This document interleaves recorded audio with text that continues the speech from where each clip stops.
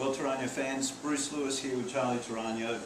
It's now almost 5 o'clock, so we've been doing this all day.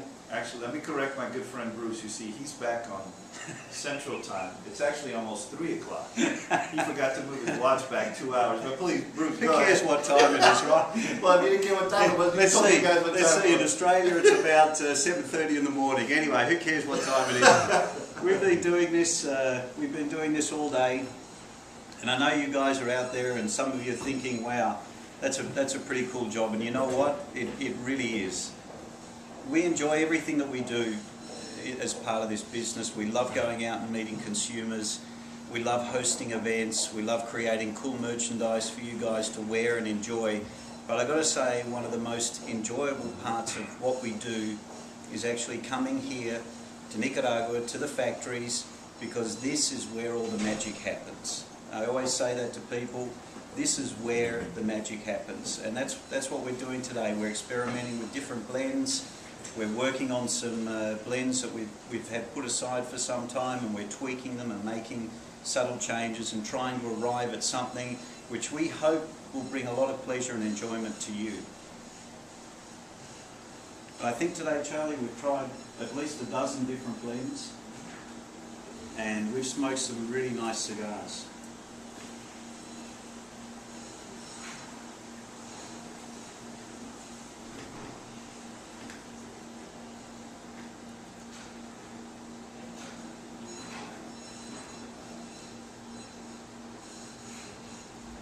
One of the things you guys will notice that all of the cigars have a band on them, but these are not bands that are marketing bands or that are even brand bands.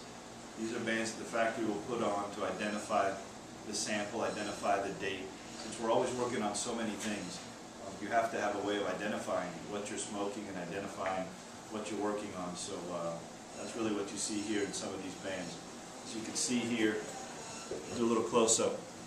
This is actually giving you the date and just some references that we've included on it for some different projects we're working on.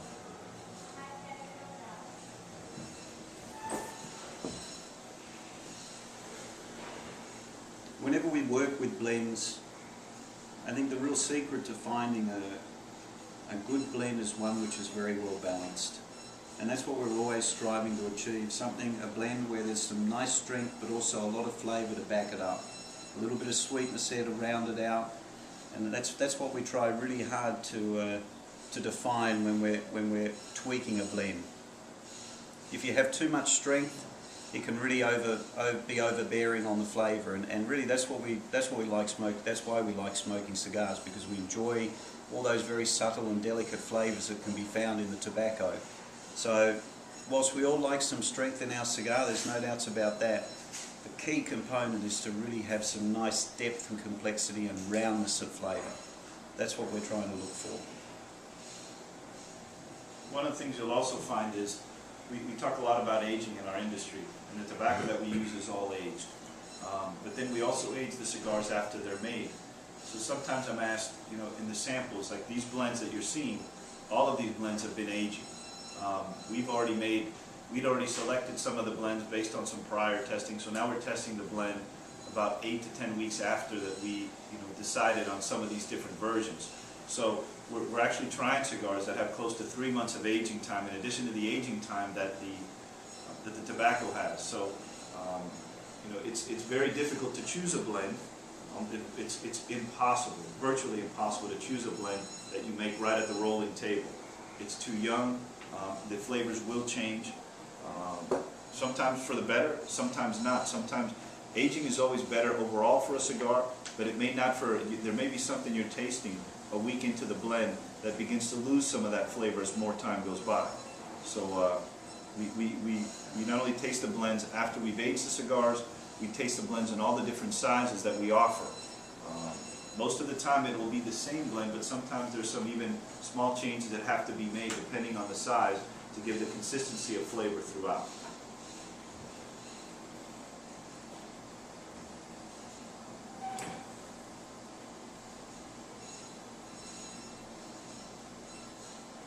What I think is funny is, or interesting, is really that sometimes I'll notice over time I'm comparing these two, but I'll keep smoking the one that really is appealing to me more. Then I'll go back and compare it to the one that has less appeal. And again, like I said, we do that sometimes even blind.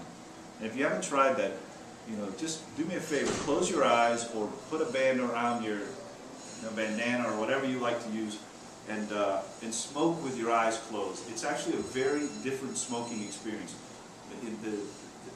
The taste, even the volume of smoke that you take in when you smoke may change when you're not seeing how much smoke you're creating.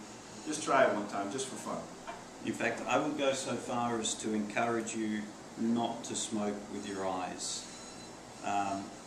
You can be very easily influenced by lots of little factors when you're listening or when you're smoking with your eyes. Whereas when you just smoke purely for the flavour, it can give you a result which is even beyond your expectations.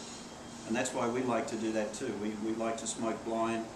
We like to see what's good. We don't want to be influenced by even the components sometimes in the tobacco. We just like to see what sort of flavour the cigar gives us. And don't forget, it doesn't really matter whether you can detect all these little subtle characteristics. The main thing is whether you enjoy it or not. And when we give a final verdict on a blend, it's not because we detect a hint of anise or a caramel sweetness or whatever. It's because the cigar is rounded, it has depth and complexity, it has balance. And they're the things you look for in a good blend. Of course, if you're unbalanced, like Bruce tends to be in general, then it makes it a little hard to chew the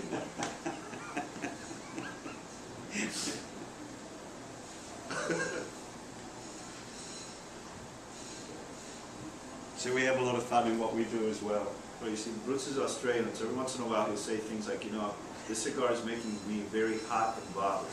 I've never heard that phrase before, but he gets a little hot and bothered with some cigars. Well, actually, Charlie, it's normally people who make me hot and bothered.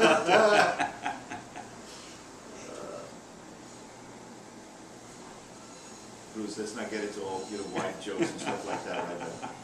It's not appropriate for this video. I love you, sweetie. I